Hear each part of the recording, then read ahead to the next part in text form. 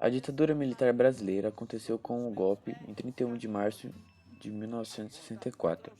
Dessa forma, depuseram o presidente João Goulart, embasados no argumento de evitar que um possível regime comunista fosse adotado no país. A partir desse momento, as juntas militares nacionais passaram a controlar e manipular todos os meios midiáticos e a promulgar uma série de atos institucionais que proporcionaram uma potencialização da censura com o decorrer do tempo. O governo passou a enxergar o país com outros olhos. Assim, a finalidade do território passou a ser voltada para o desenvolvimento. Não é à toa que grandes obras faraônicas foram concretizadas. A ponte Rio-Niterói serve de exemplo. Polos de desenvolvimento como a Zona Franca foram criados para alavancar a economia local e assim o território servia de instrumento para o progresso. Segundo o historiador da USP, Marcos Napolitano, a marca do regime militar e do capitalismo brasileiro era fazer uma propaganda ufanista com essas obras, ou seja, realizavam esse desenvolvimento industrial para propagar uma boa imagem de governo. Enfim, foi criado o Ato 05, ou o AI-5, Ato Institucional de número 5, que legitimava a perseguição de opositores de forma agressiva e demais outras medidas que censuravam a voz do povo, ferindo assim a liberdade de expressão. A partir deste momento, iniciou-se os anos de chumbo, marcados por muita violência. Dessa forma, o governo transmitiu a mensagem à população de que estavam dispostos a utilizar de quaisquer meios para garantir sua hegemonia no poder. Obviamente, não foram todos que deixaram essa imposição cair sobre suas cabeças, ou seja, houve movimentação de resistência nas áreas do conhecimento, como, por exemplo, na literatura, nas artes e nos ambientes religiosos. A contracultura revelou-se nesse contexto com o movimento tropicalista, que, segundo Rogério Duarte, a essência do tropicalismo era um desejo amoroso de modernidade para o Brasil. Foi um movimento de êxtase, de criatividade real e que alimentou e alimenta até hoje este país. Ou seja, foi um movimento que, advindo do modernismo brasileiro, propagou suas ideias de antropofagia e o aspecto carnavalizado, por meio de fortes críticas às instituições falidas, à militância ortodoxa, à organização da sociedade, à questão sexual, basicamente a cultura ocidental imposta. A partir deste momento, promoveram inovações musicais. Novos estilos foram surgindo. A presença de guitarras elétricas que se misturavam com rock era algo inovador. Além da Tropicália, entraram em destaque outras bandas, como a Jovem Guarda e Bossa Nova, por exemplo, que exerceram grande influência na mudança e no descobrimento da musicalidade brasileira.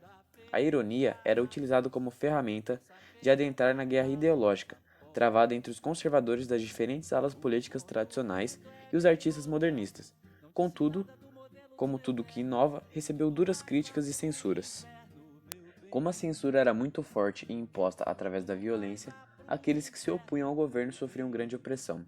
Muitos eram torturados por serem acusados de compactuarem com movimentos comunistas, por exemplo.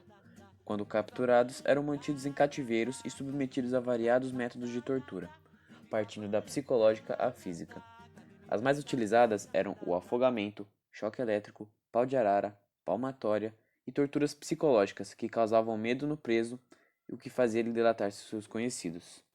Apesar da circunstância, alguns não se sentiam oprimidos e nomes como Gilberto Gil e Caetano Veloso emitiam através de suas letras duras críticas que denunciavam o modo de governo. Utilizavam-se de mensagens ambíguas e subliminares que às vezes passavam despercebidas pela fiscalização militar. Quando não, tinham suas músicas canceladas. A música É Proibido Proibir, de Caetano Veloso, protesta a favor da liberdade de expressão e contra todas as medidas autoritárias tomadas pelo governo que silenciavam o povo. O refrão marcante da música, com poucas palavras diferentes, nos mostra isso. E eu digo não, e eu digo não ao não, eu digo é proibido, proibir, é proibido, proibido. Outra canção que marcou muito este período de ditadura foi a composição de Gilberto Gil e Chico Buarque, Cálice.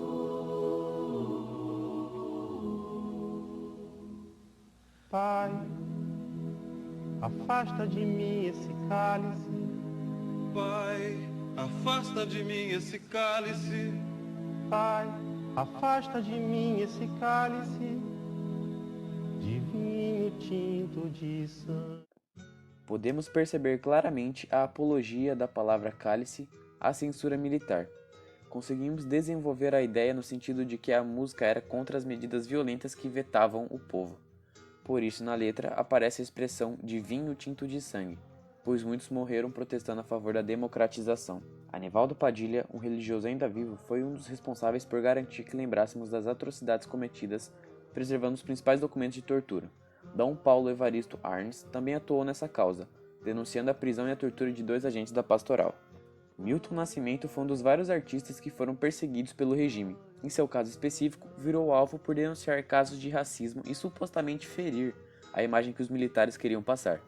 Foi proibido de ver seu filho durante 20 anos, pois esse estava sendo ameaçado de morte. Podemos concluir então que todos os elementos oriundos da contracultura, como por exemplo seus movimentos que surgiram a partir dela, juntamente com as manifestações, artistas e personalidades que lutavam para expressar suas ideias. Os que foram exilados e mortos contribuíram de forma essencial para o combate aos anos de chumbo e a queda da ditadura militar em 1985.